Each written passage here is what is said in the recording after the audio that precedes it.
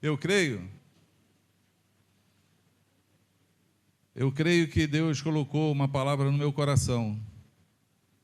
Eu tenho já ministrado ela nos grupos caseiros. Eu cheguei aqui com esse tema, e Deus vem acrescentando esse tema. E Ele não me deu ainda, foi o título do tema. O título vai aparecer no meio do caminho. Eu acredito que um restaurar da fé, um voltar aos princípios, eu creio que nós precisamos ouvir e crer novamente em algumas coisas. E estou imbuído de repartir isso com vocês. Na verdade, eu estava procurando algumas profecias para poder colocar e vi que lá em Vila Velha eu já tinha feito esse trabalho. E encontrei, na hora que eu fui colocar no programa aqui, esqueci o nome, eu vi que já tinha um trabalho. Eu falei, olha, meu Deus, estava aqui patinando, procurando, já tinha feito antes, e fiquei pensando quando foi que eu fiz, né? E estava ali agora conversando com Deus, né, orando. Marlene chegou ali, falou de um sonho que ela teve comigo, e vem exatamente coadunar com aquilo que a gente está falando hoje. Deus tem as suas maneiras de falar. Por isso, eu peço que você preste bastante atenção, porque tem assuntos que a gente fala que pode ser corriqueiro para nós, mas Deus, Ele não muda, a sua palavra é a mesma. Amém? Já dizia Billy Graham, a Bíblia é mais atual do que o jornal de amanhã. Só que a gente fica querendo ouvir o jornal de amanhã para saber das notícias, quando a atualidade está aqui. Aqui já fala do que vai acontecer amanhã. Então nós precisamos estar sempre focados no que a Bíblia fala. E nunca se perder, porque é fácil se perder. É fácil. É muito fácil a gente se perder daquilo que Deus fala e dos propósitos que Deus tem conosco. E eu queria começar lembrando a você de um texto que diz em Romanos 8:28, que diz assim: sabemos que todas as coisas cooperam para o bem daqueles que amam a Deus e daqueles que são chamados segundo o seu propósito. Deus é um Deus de propósito, sim ou não? Eu acho que foi a coisa que mais me encantou na minha vida, e foi a primeira oração que eu fiz a Deus, primeira oração, quando alguém me anunciou Jesus, e o que ficou na minha mente foi que Deus tem um propósito na tua vida. Repete comigo assim: Deus tem um propósito na minha vida. Amém? Deus é um Deus de propósito, o texto fala isso. E quando eu ouvi isso, recebendo Jesus, ouvindo o Evangelho pela primeira vez, tendo declarado Jesus como meu Senhor, sem entender o que ia acontecer, nem o que era que eu estava fazendo, eu preguei uma Bíblia que tinha na cabeceira da cama lá de casa, e fiz a minha primeira oração a Deus. Falei: Senhor, se o que esse cara falou é verdade, que tu tem um propósito na minha vida, eu quero ler esse livro e quero entender, porque eu não sou burro. Eu leio e não entendo nada, os outros leem e entendem. Tem alguma coisa errada. E foi nesse dia que eu comecei a ler a Bíblia. E foi nesse dia que Deus começou a falar comigo através da palavra. E foi nesse dia que eu me encaixei no propósito que Ele tem comigo. E foi nesse dia que começou uma jornada na vida com o Senhor. Amém? E a minha oração é que hoje seja o dia que você comece a sua jornada. Ou que você recomece a sua jornada. Ou que você entenda a jornada. Porque nós contamos com a revelação do Espírito.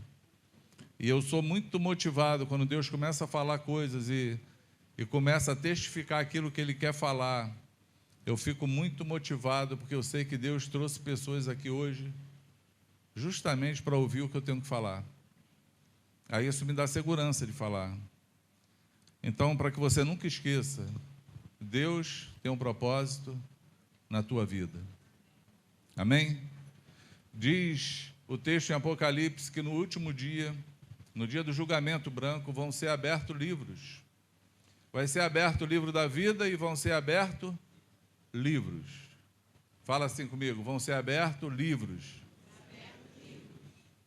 Eu sempre fiquei pensando que livros são esses. Porque o livro da vida é o livro onde vai estar escrito o nome daqueles que são do Senhor. Diz que esses já vão passar direto para a vida, não vão provar a segunda morte. Mas esses outros livros é o livro da nossa vida, porque Davi diz no Salmo 139 que Deus conheceu ele quando ele ainda era uma substância informe. Quando ele foi entretecido no ventre da mãe dele, ele fala, e tal conhecimento e revelação para mim é muito alta que eu não posso alcançar. E naquele dia, tu já tinha escrito todos os meus dias no seu livro. Olha o livro aí de novo. Deus, ele escreve uma história. E a história da nossa vida está escrita. Nós é que temos que achar a história e viver na história. Porque tem muita gente querendo fazer a sua história. E não querem entrar na história de Deus. Tem muita gente querendo fazer o seu livro, mas não quer estar no livro do Senhor. E nós precisamos encontrar o que ele fala acerca de nós. Quantos podem dizer amém? Amém? Eu quero refrescar a tua memória com algumas profecias da Bíblia cumpridas. Aquilo que Deus falou, aquilo que se cumpriu e que você pode testificar que é verdade. E uma vez que você testifica, a Bíblia é um livro que tem veracidade por conta disso. Livro nenhum conta uma história que vai acontecer e acontece de fato. Você não conhece nenhum livro na vida assim. Alguns já tentaram fazer, Nostradamus, alguns. Eu sou da época que o pessoal dizia que o mundo ia acabar em 2000. E ficou todo mundo esperando o mundo acabar em 2000. O bug do milênio, o bug não sei o quê, porque Nostradamus falou, não sei quem falou, alguém profetizou por aí, mas nada se cumpriu. Nada se cumpriu. Isso é uma loucura, porque teve gente que não... Quando estava chegando perto do ano 2000, se desfez de tudo da vida. Vai acabar o mundo, e ficou esperando o mundo acabar e não acabou. É igual a volta de Jesus. Eu já vi pastores renomados caindo porque ousaram profetizar que Jesus voltaria no ano tal. E ficou todo mundo e juntou gente indo junto. Aí essa pessoa que está com a profecia, esse irmão que está com Deus, ele que quando chegou no dia, Jesus não voltou. E aí caiu por terra. Mas as coisas que Deus fala permanecem. Se cumpre. Então, escrito, a gente precisa lembrar disso. Amém? Quando você abre o teu livro em Gênesis, você já encontra em Gênesis a morte de Jesus, profetizado. Eu acho que eu devia ter te passado isso, né? Não sei se você vai conseguir acompanhar não, porque eu vou acelerar, mas vamos lá. Gênesis 3:21 diz assim, fez o Senhor Deus vestimentas de peles para Adão e sua mulher e os vestiu. Quem lembra desse texto? O homem pecou, descobriu que estava nu. Deus confronta o homem, para cobrir a nudez dele, Deus faz para ele vestimentos de peles. Só que quando Deus fez essa vestimenta de pele, não tinha morrido animal nenhum. A morte não tinha entrado no mundo.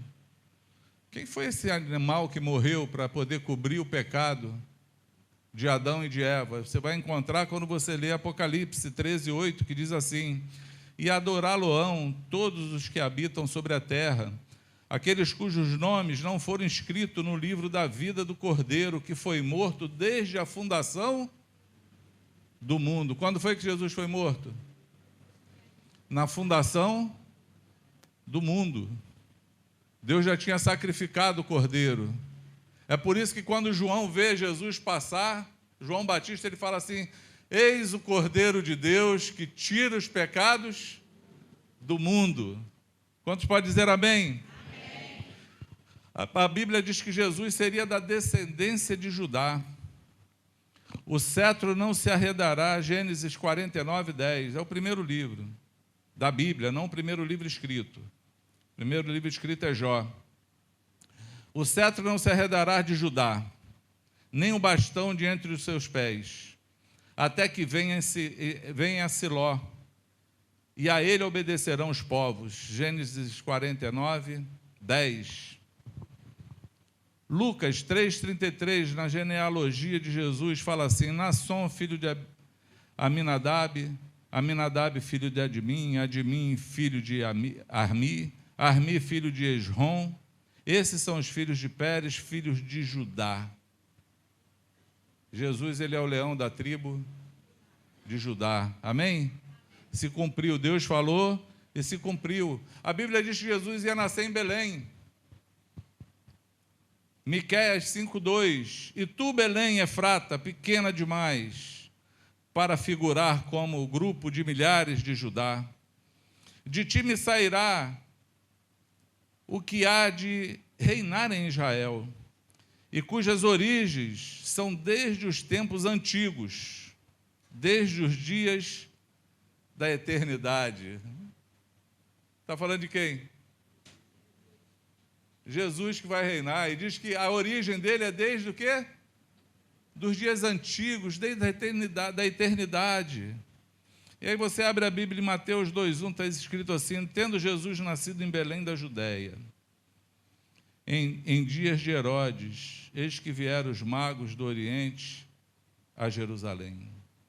Se cumpriu a profecia. Deus falou, Deus cumpre. Deus tinha um propósito na vida de Jesus e Deus fez esse propósito acontecer. Amém? Diz que ele nasceria de uma virgem. Isaías 7,14. Portanto, o Senhor mesmo vos dará um sinal, eis que a virgem conceberá e dará à luz a um filho, e lhe chamará Emanuel. Mateus 1,18, se cumpre a profecia. Ora, o nascimento de Jesus Cristo foi assim: estando sua mãe Maria desposada com José, sem que tivesse antes coabitado, era virgem, achou-se grávida pelo Espírito Santo. Quantos podem dar glória a Deus? A profecia se cumpriu, ele nasceu de uma virgem. Amém? Diz que ele seria desprezado pelos judeus, está escrito também, amado. Isaías 53:3 diz: ele era desprezado, mais rejeitado entre os homens, homens de dores, que sabe o que é padecer, e como um de quem os homens escondem o rosto, era desprezado e dele não fizeram caso algum. Se cumpriu. João 1,11 diz: veio para os seus e os seus não o receberam. Deus, através da história, cumprindo as promessas, a sua palavra, a sua profecia, o seu propósito na vida de Jesus é irrefutável, inegável, não tem como dizer. Judas vendeu Jesus por 30 moedas. De onde ele tirou isso, amados? Está escrito, Zacarias 11:12, foi profetizado. Eu lhes disse: se vos parece bem, dai-me o meu salário, e se não, deixai-o.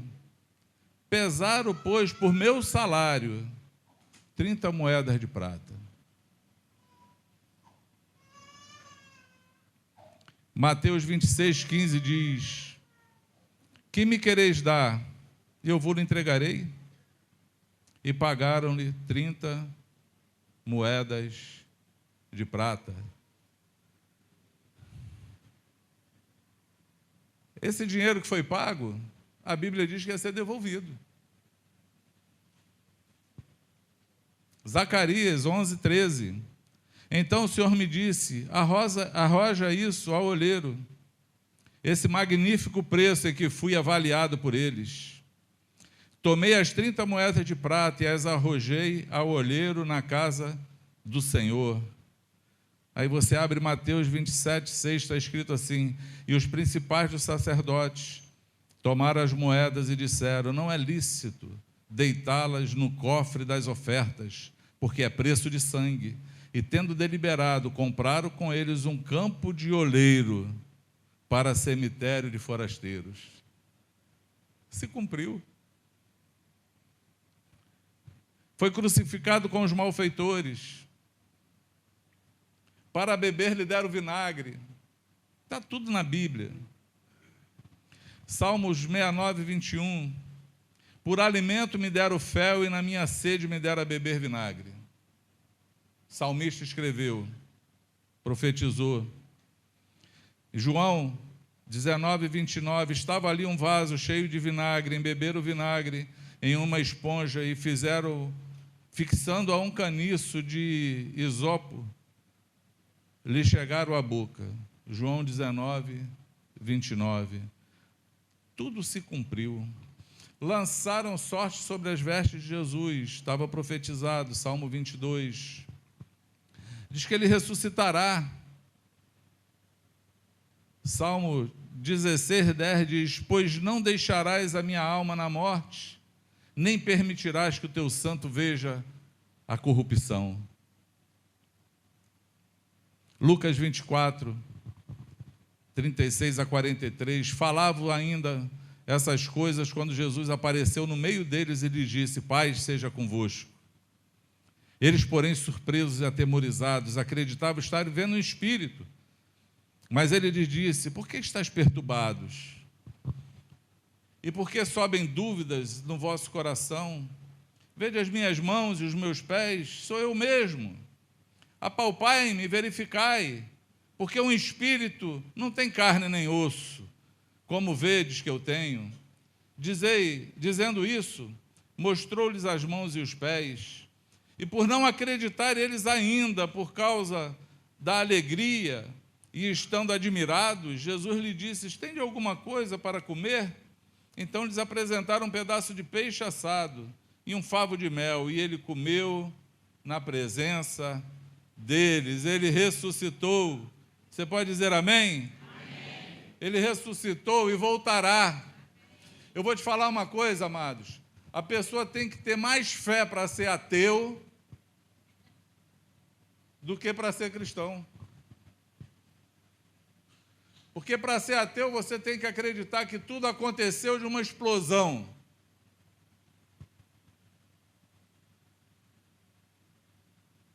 Tem que ter muita fé para isso.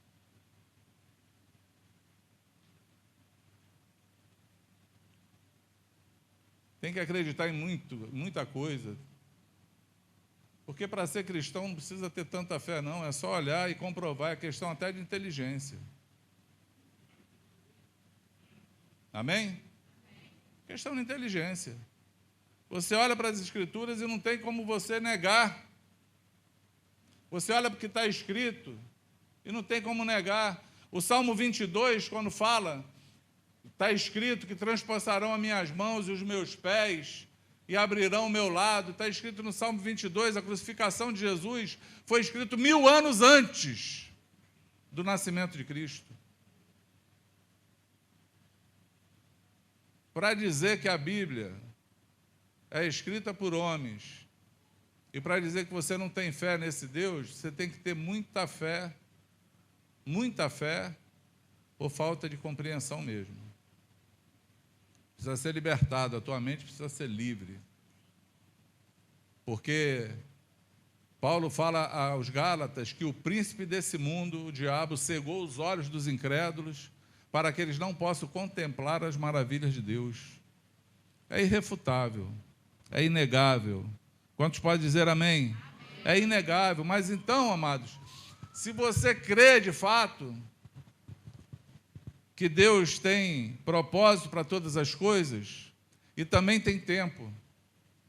Eu fui agora tomar minha última injeção lá. E quando eu sentei lá, lembrei do primeiro dia que eu sentei ali, como eu estava naquele dia. Temeroso,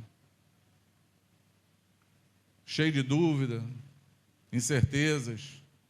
O que vai ser amanhã? O que esse raio vai fazer no meu corpo? Por que, Senhor, isso aconteceu comigo? Por que eu estou aqui? E o tempo passou. E quando cheguei agora no último dia, que eu olhei lá a pulseirinha na minha mão de novo lá, mas era a última injeção, me veio um texto no coração, Eclesiastes 3, que fala assim: existe tempo para todas as coisas debaixo do céu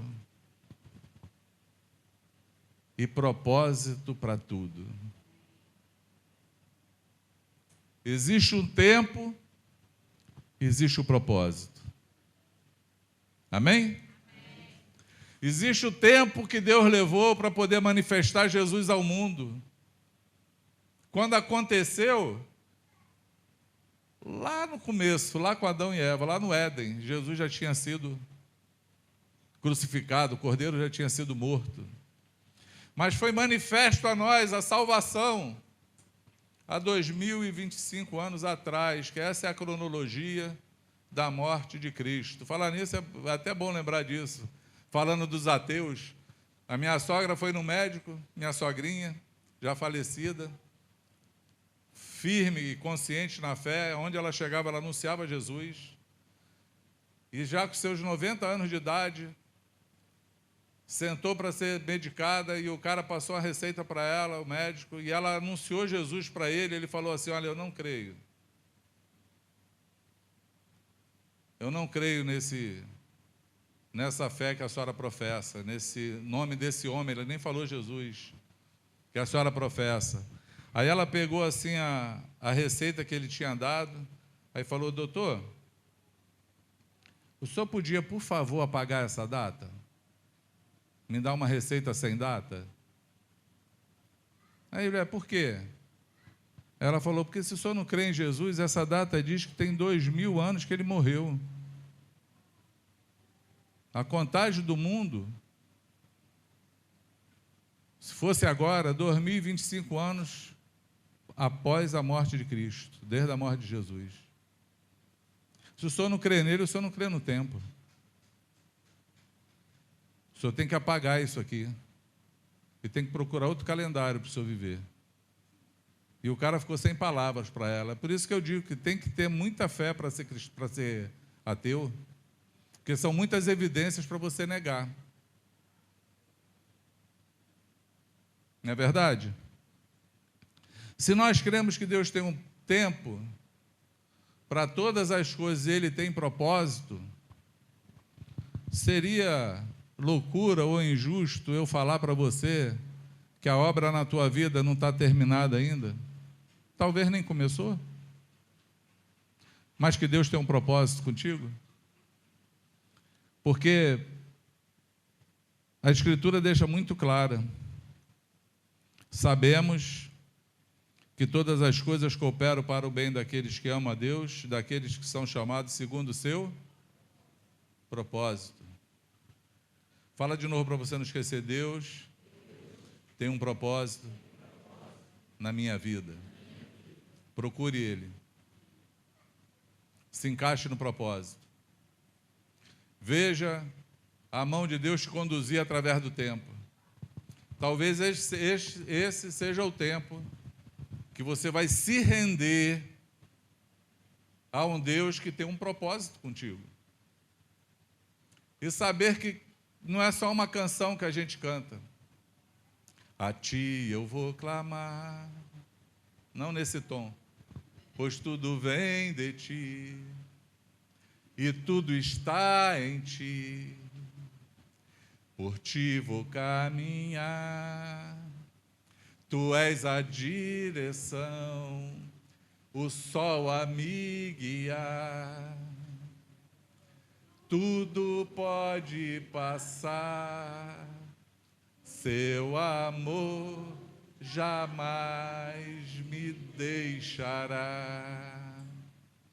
Sempre irá existir novo amanhã preparado para mim.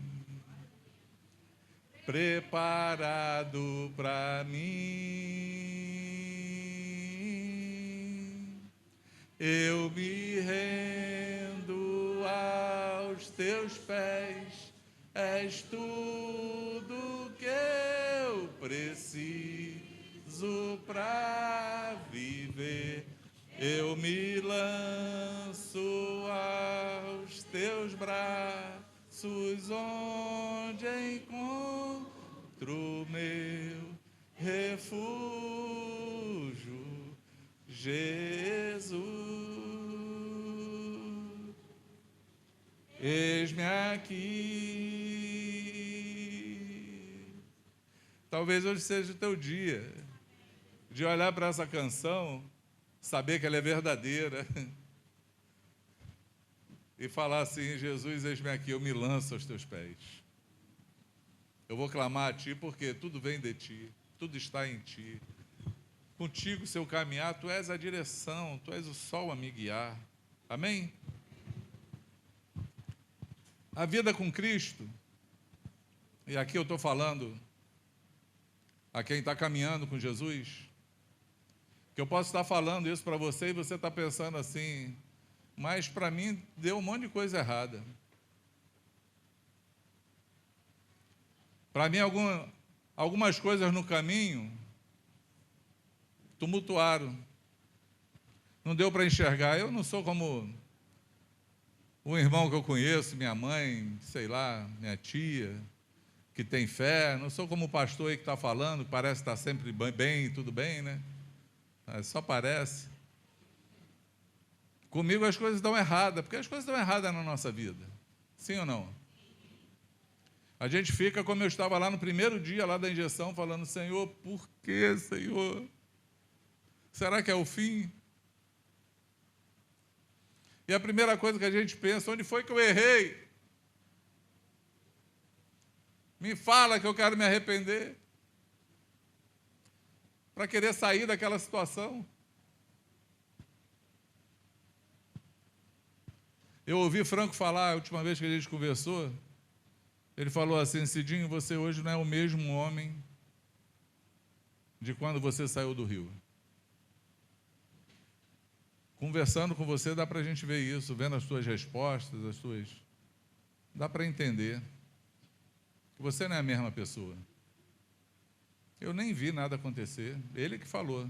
Até agora eu estou no testemunho dele.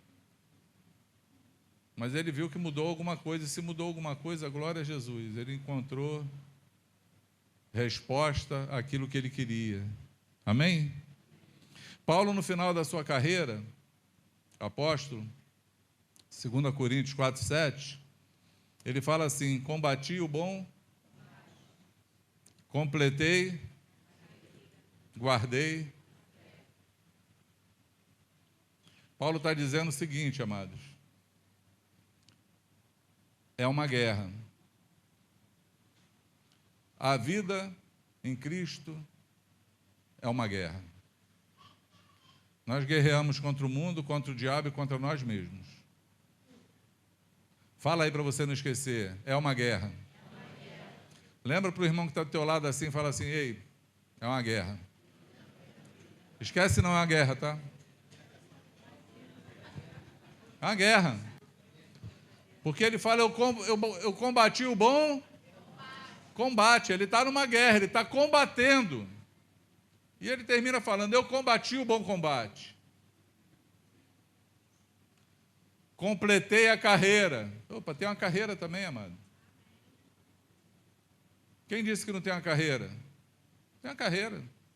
Nós vamos sendo graduados, subindo na carreira, ganhando promoções na carreira.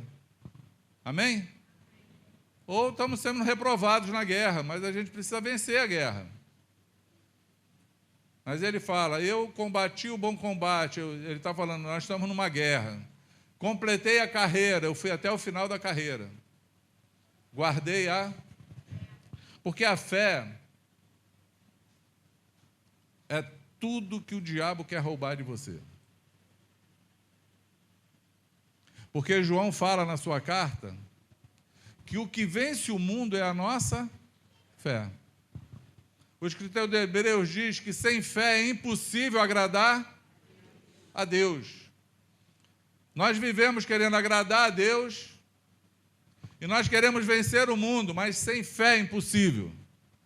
Tudo que o diabo quer roubar de você é a tua fé. Então, guardei a fé. Por isso que é bom a gente lembrar das coisas. É bom pegar aqui as profecias e falar para você, ler de novo e falar, olha, é verdade. Deus faz através do tempo, Deus tem tempo para todas as coisas, tem propósito para tudo. Tem um propósito na tua vida, não desanima, não para. Continua o combate. Por quê? Sempre há de existir novo amanhã preparado para mim. Amém? Aquele que nos guarda não dorme, não dormito, guarda de Israel, é o que a Bíblia fala. Ele está sempre atento e ele está buscando em nós a nossa promoção. Está conosco na caminhada, não nos deixa sozinho. É um engano achar que Deus nos deixa sozinho. Às vezes ele para olhar qual vai ser a nossa decisão. É nas decisões que nós vivemos, é nas decisões que a gente avança ou retroage. Quantos entendem? Amém? Tudo isso que eu falei até agora é só a introdução. Então, se você está preparado, aperta o cinto. Estou dando só a introdução do meu assunto. Porque meditando sobre essas coisas, me surgiu um texto no coração e eu fiquei procurando ele onde estava. E eu queria achá-lo. E eu encontrei em Lucas 12, 21, que é quando faz referência. Eu falei Lucas? Oh, perdão, amado. Mateus 12, 18 a 21. Ou Isaías 42, é o mesmo texto. Eis aqui o meu servo, que escolhi, o meu amado, em que a minha alma se agrada. Farei repousar sobre ele o meu espírito, e ele anunciará juízo aos gentios. Não entrará em discussões, nem gritará, nem fará ouvir nas praças a sua voz. Não esmagará a cana quebrada, não apagará o pavio que fumega, até que faça vencer o juízo. E no seu nome os gentios colocarão a sua esperança. Amém? Esse texto vem em Mateus, logo depois de Jesus ser tentado, desafiado pelos homens a curar num sábado, a curar um homem de uma mão mirrada. Estava ali de propósito, levaram ele numa emboscada, né? Uma segunda emboscada para Jesus. Por quê? Porque alguém que tinha defeito não participava da sinagoga, não entrava na sinagoga, era tido como maldito. E aquele cara estava ali para ver se Jesus, no sábado, iria fazer uma cura ou não. Então, censuraram Jesus quando ele olhava alguém que precisava de um socorro, que precisava de uma ajuda, e ele não ia se negar naquela ajuda, nem que fosse num dia santo. Censuraram que os discípulos estavam comendo milho sem lavar as mãos. E Jesus fala, poxa, mas vocês não estavam comendo no sábado, trabalhando, pegando milho no sábado. Ele falou, mas Davi comeu o pão da propiciação, que era só para os sacerdotes comerem.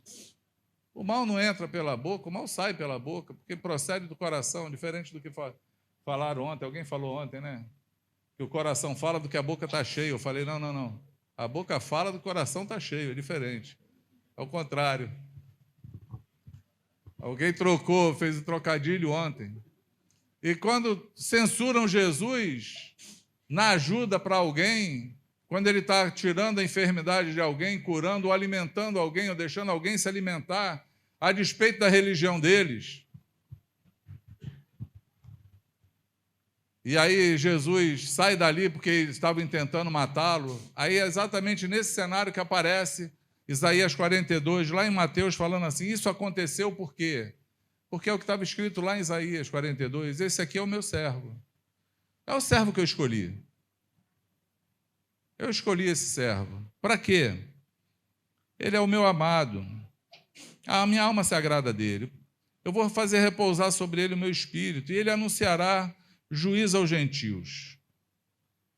Ele não vai entrar em discussão, não vai gritar, nem falar, fazer ouvir sua voz na praça. Fala assim, ele não esmagará a cana quebrada. Vamos lá de novo. Ele não esmagará a cana quebrada, nem apagará o pavio que fumega, até que faça vencedor o juízo. Amém? Vocês sabem o que é a cana quebrada? A gente só conhece cana de açúcar, né? Aquela que é docinha, que a gente... Quando Isaías escreveu esse texto, que de novo está se cumprindo em Jesus, 7.500 anos antes, Isaías escreveu, Isaías 42, esse texto. E aí ele se cumpre na vida de Jesus, e Mateus identifica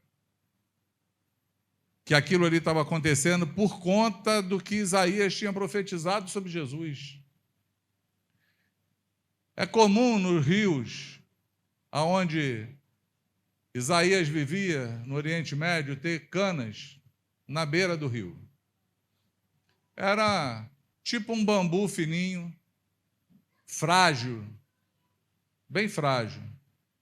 Era comum pegar aqueles bambus, cortarem, tirarem o miolo, fazerem furinhos nele, para fazer um instrumento musical. Uma flautinha. Tocar uma flautinha com aquele bambu. É desse bambu que Isaías está falando.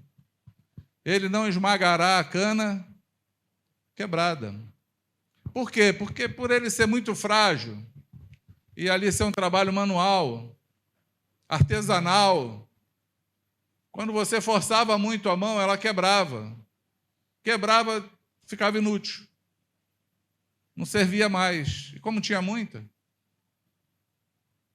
esmaga, despreza, pega a outra para tentar fazer a mesma coisa. Curioso isso.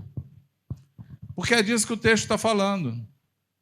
Ele não vai pegar a cana que quebrou, não vai amassar, esmagar e desprezar. Ele não vai fazer isso. O que Isaías estava dizendo? Ele estava dizendo que essa cana sou eu e você. Nós somos essa cana.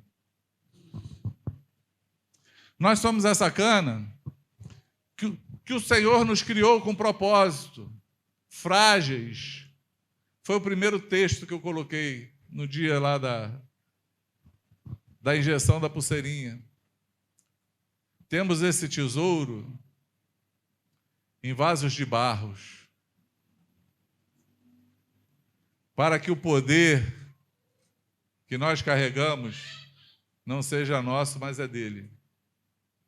Não é por nossa causa. Nós somos esse vaso de barro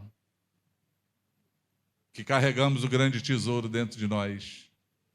Nós somos essa caninha frágil que o Senhor quer nos preparar para tocar canções. Lembra que Ele tem um propósito contigo? O propósito contigo vai ter som. O propósito que Ele tem na tua vida vai trazer alegria para Ele e para os outros. Porque Ele vai usar você. Mas como essa caninha ela é muito frágil, ela se magoa, se fere, se decepciona consigo mesmo. Às vezes, pelas nossas religiões, pela nossa maneira de ver as coisas. Porque nós somos ávidos em julgar aos outros e a nós mesmos. Nós conseguimos julgar e sentenciar alguém.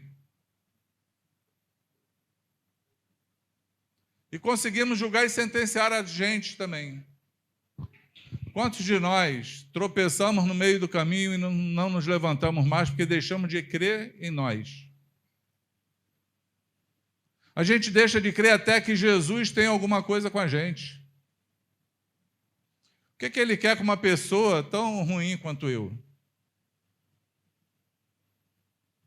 E às vezes nós olhamos para os outros também dessa forma. Eu sou campeão de carregar pessoas que ninguém acredita nela. E eu falar assim, não, tem um jeito para a tua vida, eu creio. Não, Jesus conserta isso aí. E olhar o que é bom na pessoa. Não, você tem qualidades. Você pode, você vai fluir. Com o Senhor você vai conseguir. Nós não, nós conseguirmos desprezar e esmagar a cana. A gente consegue fazer isso. Para pensar. Eu usei essa terminologia ontem. Às vezes a gente está na crista da onda, surfando com Deus. Aí a gente vê alguém que tomou um caixote. Sabe o que é caixote, né? Quem já tomou um caixote na praia? É aquela hora que tu não sabe onde é o céu, onde é a terra. Não sabe para que lado nada para sair, né? Para onde é que está para eu sair? Tu não sabe. Tu vai rodando. Se rala todo, como ninguém sabe. Com a areia no chão, bate. Quando sai com o cabelo cheio de areia, jogando água salgada pelo nariz, pelo ouvido, só desesperado. Ai, não morri. Às vezes a gente está na crista da onda surfando e vê alguém tomando caixote, a gente olha assim e fala assim, isso aí não quer nada, não vai ser nada. Isso aí nunca vai ter jeito. Nós julgamos pessoas. Mas é bem possível que quando Jesus voltar, quem esteja ganhando um caixote seja você e essa pessoa esteja lá na crista da onda. Riram de Moisés porque era gago. Tiveram que ir atrás dele para saber o caminho no deserto. Zombaram de Noé. Fazer um barco onde nunca tinha chovido. Vai chover, o que é isso? Ninguém sabe, nunca choveu sobre a terra. Chamaram ele de quê? Do velho maluco. Está fazendo um barco dizendo que vai chover e encher a terra. Depois ficaram pedindo carona no barco dele e não deu para entrar. Ficaram dentro d'água. Às vezes zombam da gente assim. O gigante não zombou de Davi? Acaso eu sou um cão morto para me mandar esse moleque para me tacar pedra? Riu. Que olhou a singeleza de Davi, o tamanho dele, a arma que ele tinha na mão, falou, pô, vou cuspir daqui, vou matar ele. Morreu. Como que nós, meros mortais, podemos olhar para aqueles que estão do nosso lado e não dar o valor que Deus dá? Como é que a gente pode olhar para alguém e dizer que Deus não tem um propósito na vida daquela pessoa? Será que Deus só tem propósito na minha?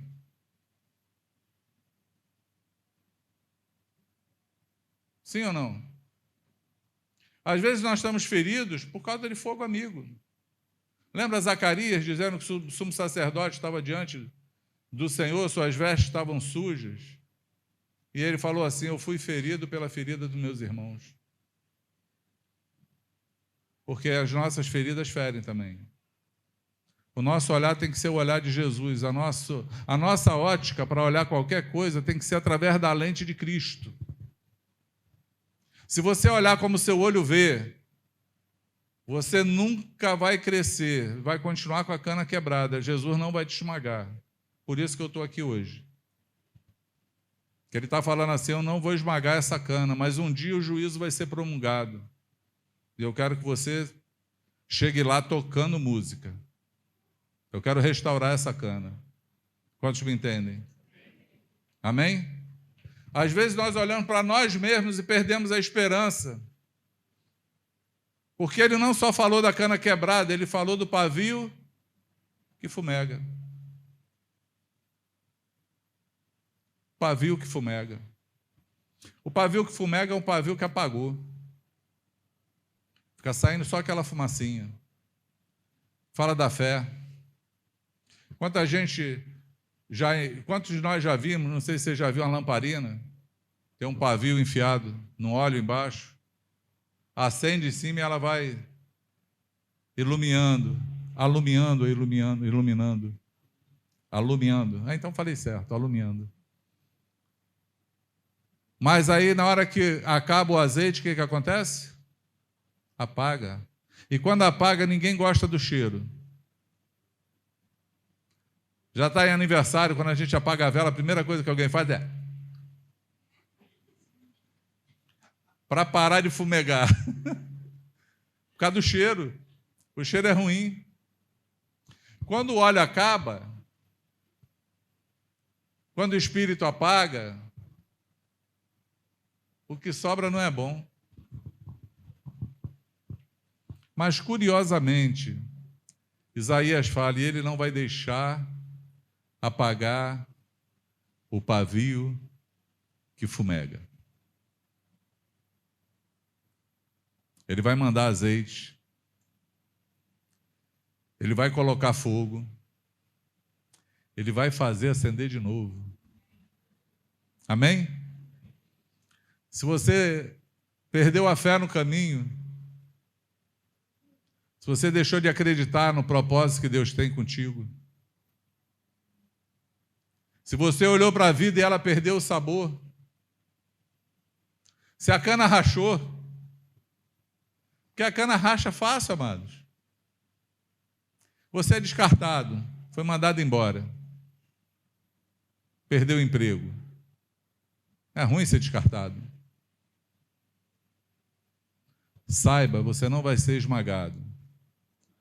Sempre existirá novo amanhã preparado para mim. Amém? Marido foi embora. Racha, não racha? Sim ou não? Ser traído, racha? Racha. Ser desprezado, racha. Ser colocado de lado, não ser reconhecido. Tem um monte de coisa que acontece que para de tocar musiquinha rápido na gente. O louvor vai embora.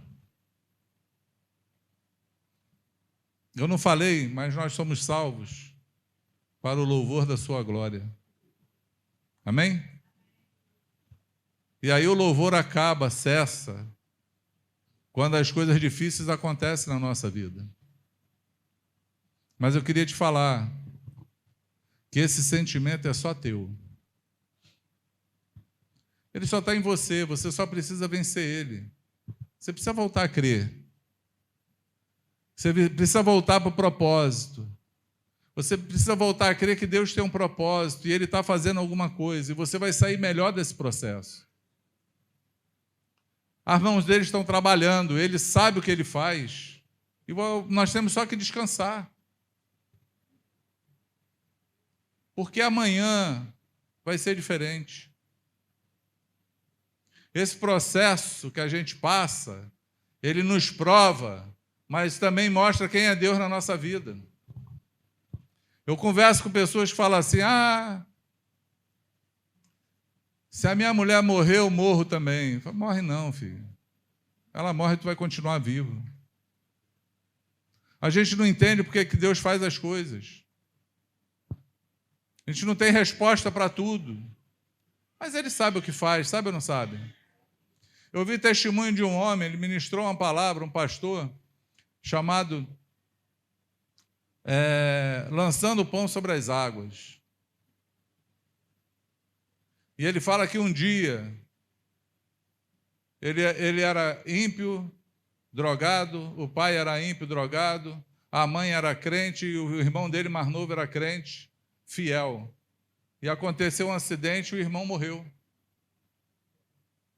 E ele quase ouviu a mãe dele falar, por que não foi esse traste? Foi logo meu filho. E diz que ele entrou no quarto, a mãe começou a gritar dentro do quarto, abriu a Bíblia e começou a gritar: por que, Senhor? Por que, Senhor? E de repente ela parou e começou a chorar, porque ela abriu num texto bíblico e disse que o texto saltou como caixa alta diante dela, porque o justo é levado antes que venha o mal e entra na paz. E Deus fez uma pergunta para ela: como tu sabe, ó mãe, se amanhã o teu filho será salvo? Como tu sabe qual vai ser o amanhã do teu filho? Aquelas perguntas que Deus fez para Jó: onde tu estava quando eu fiz a cabra montês? Onde tu estava? E Jó falou: eu falei demais, falei do que não sabia, falei do que não conhecia. E naquela hora ela começou a chorar e se rendeu ao Senhor. Mas esse evento se converteu o pai que virou pastor, se converteu o irmão que virou pastor, a casa toda influenciou esse Brasil todo, porque Deus tem propósito para todas as coisas. Amém? Deus tem propósito para tudo. E Ele não vai esmagar a cana quebrada. E Ele não vai apagar o pavio que fumega. Ele não desiste de você. Ele não deixou nada acontecer de forma errada. Ele tem um motivo para tudo. Você precisa se levantar. Você precisa levantar a cabeça, você precisa olhar para o Senhor. Você precisa respirar o ar do céu, a atmosfera do céu e falar assim: a minha vida vai ser relevante porque Deus tem um propósito nela e eu vou cumprir o propósito. Eu vou vencer essa guerra, eu vou cumprir essa carreira e vou guardar a minha fé até o final. Ele não está contra mim. Deus não está contra você, amado. Quando as coisas dão erradas, a primeira coisa que a gente pensa é que Deus nos abandonou ou que alguma coisa Ele está nos punindo. Tira isso da mente, porque Ele não esmagará a cana quebrada e nem apagará o pavio que fumega. Nem uma coisa, nem outra. Amém? Se tem fumaça, Ele vai colocar fogo aí até incendiar. Ele vai jogar o azeite dele, o óleo dele, até pegar fogo. É só você pedir, insiste, procura, vai atrás, Ele vai te encher de novo. Amém? Se a cana rachou, Ele é o único que pode consertar essa cana. Esse negócio de que pau que nasce torto não morre direito é só do El Chan. Jesus é o carpinteiro que acerta qualquer madeira torta. Qualquer um errado, Ele coloca certo. Ele arruma a vida de qualquer pessoa. Amém? Ele restaura qualquer coisa. Pode não ser do jeito que você queira, mas Ele vai restaurar. Pode que um dia você vai ter que falar como o salmista falou: foi-me bom passar pela aflição, para que eu encontrasse o coração mais sábio. Você vai encontrar motivo. Vai falar como Davi falou: na angústia me deste largueza. Você sabe o que é isso que ele está falando? Quem já encheu bola de festa aí? Já pegou aquela bolinha famigerada que fazem só para zoar a gente? Que hoje tem a bombinha. Mas antigamente não, era na boca mesmo. Aí era a festa da criança, a gente ficava lá que nem um besta. Solta, às vezes, voa a bola, volta de novo. Faz uma força para poder encher a bolinha. Aí tu esvazia a bola depois de encher. Aí vai encher de novo. Como é que tá? Facinho demais, né? Já está maleável. Nem faz força, ela enche de novo. É isso que Davi está falando. Na angústia, tu me deu largueza. Porque a angústia me ensinou que mesmo nos momentos ruins, tu está comigo. Quando eu passar pela angústia de novo, eu vou estar tranquilo, falando assim: o Senhor está comigo e tudo isso vai passar. O choro vai durar a noite, mas a alegria vai vir pela manhã, porque Ele é comigo. Amém? Ele não está querendo nem quebrar a cana quebrada, esmagar ela, ele também não está querendo apagar o pavio que fumega, pelo contrário. Ele está só querendo restaurar a vida. Ele está só querendo fazer coisas novas. E eu vim dar essa notícia hoje para você. Amém? Existem coisas novas do Senhor chegando aí. Tudo isso vai passar. O que você vê hoje, que está sendo com cara feia, de tristeza, amanhã você vai dar risada disso. Amanhã você vai rir desse momento. Você vai falar assim, como me foi bom passar pela aflição, porque eu encontrei um coração mais sábio, eu encontrei o Senhor e eu vi que Ele é o meu Redentor, Ele é o meu restaurador e Ele é o meu Senhor. Amém? É Ele que faz todas as coisas. Quantos creem no que eu estou falando? Quero deixar um texto, antes de terminar, falando sobre nossos julgamentos. Paulo fala assim, ao servo do Senhor, importa que ele seja fiel em tudo. Não importa isso. Ele fala assim, ainda que a minha consciência... Eu não tenho problema de ser julgado por ninguém. Por quê? Porque ainda que a minha consciência não me arguia de nada, eu não me justifico. Em nada me dou por justificado. Aí ele fala assim, 1 Coríntios 4:5, portanto, não julguem nada antes do tempo, até que venha o Senhor, o qual não somente trará à plena luz as coisas ocultas das trevas, mas também manifestará os desígnios dos corações. E então, cada um receberá o seu louvor da parte de Deus. Amém? Não julgue nada e nem ninguém precipitadamente. Não desista nunca de ninguém. Nunca. Nunca olhe acima de ninguém que está do teu lado, porque você é instrumento de restauração na mão do Senhor. Deus quer usar você para restaurar os caídos. Deus quer usar você para restaurar os oprimidos. Deus quer usar você para levantar os que estão lá caídos no monturo, levantar da mão, puxar, vem cá, tem esperança, o Senhor é contigo, Jesus ainda não voltou, o juiz ainda não chegou, você foi chamado por Deus, você tem um propósito na tua vida, vamos lá, levanta a cabeça, me dá o braço aí, vamos andar os dois juntos, deixa eu te sustentar na caminhada, nós fomos chamados para isso, amém? E nem julgue você mesmo. Nem julgue você mesmo. Eu sou insuficiente. Eu não consegui.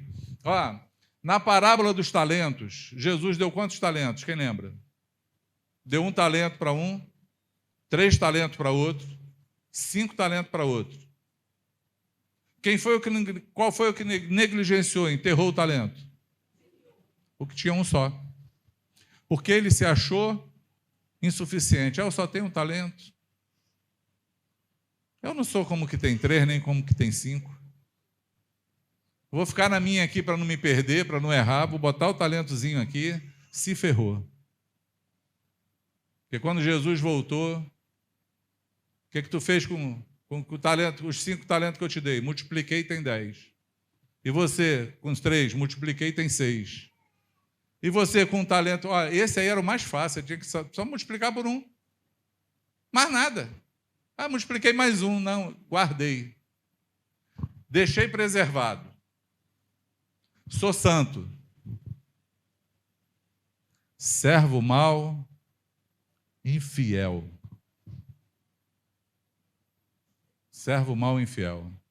Teu lugar vai ser com aqueles que dão dores e ranger de dentes.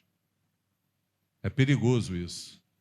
Não julgue ninguém, mas não julgue você mesmo. Não tenho nenhuma qualidade, não posso fazer nada. Você que pensa.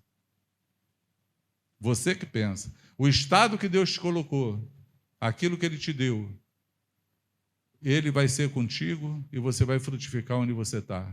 Amém? Ele tem um propósito, Ele vai cumprir o propósito na tua vida. Se encaixa com Ele. Ele é um Deus de propósito e Ele não vai deixar você para trás. Graças a Ele, Ele não esmaga a cana quebrada e nem apaga o pavio que fumega.